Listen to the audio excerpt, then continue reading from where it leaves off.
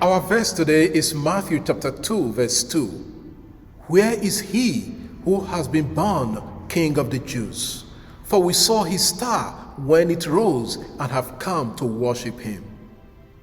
The Magi, that is the wise men, visited King Herod's palace and inquired about the newborn King of the Jews, stating that they had seen his star rise and had come to worship him.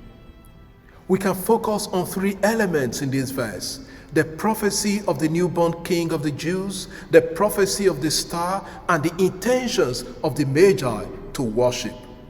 The question, where is he who has been born King of the Jews, directs our attention to the Old Testament prophecies found in the books of Isaiah, Jeremiah, Zechariah, and Micah.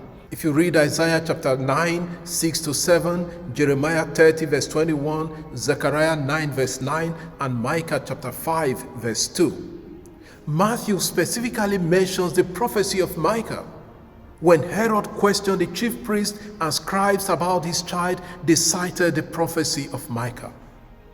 It is therefore clear that these wise men had knowledge of the prophecies.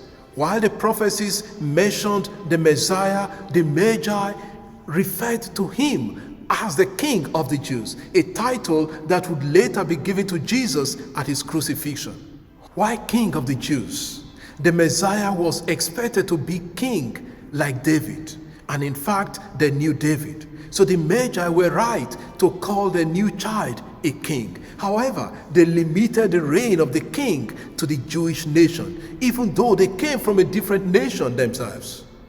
There is a hidden lesson there.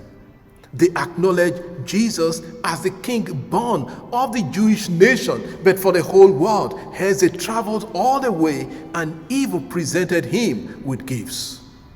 These men recognized the kingship of this little child. How often do we see the good in seemingly insignificant people? Do we underrate others? And how often do we see Jesus in other individuals? God can be speaking to us through others. We must pay attention.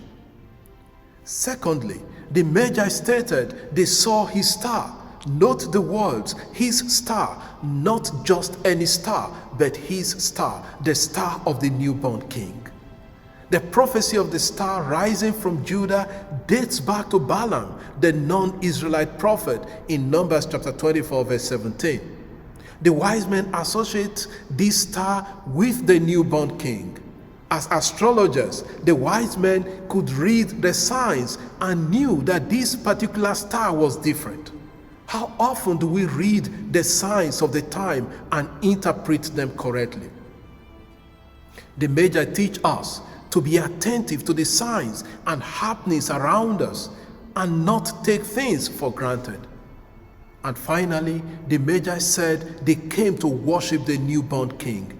They did not come as spectators to confirm the news of the birth, but to worship. Worship in this sense is a spiritual act. Proskuneo in Greek is something due to God or a divine being in the New Testament. It is to do obeisance, to prostrate oneself before, or to do reverence to someone. These wise men came to worship Jesus. Today the challenge for us is, how do we worship Jesus in our lives? For the wise men, they prostrated themselves and offered gifts to Jesus. How often do we fall on our knees before God and offer him our hearts? Lord, give us the same spirit you gave to the Magi to seek you, following your star, leading us in the depths of our hearts to worship you constantly through our words and our actions. Amen. God bless you. Enjoy the rest of the day as you continue to celebrate the new year.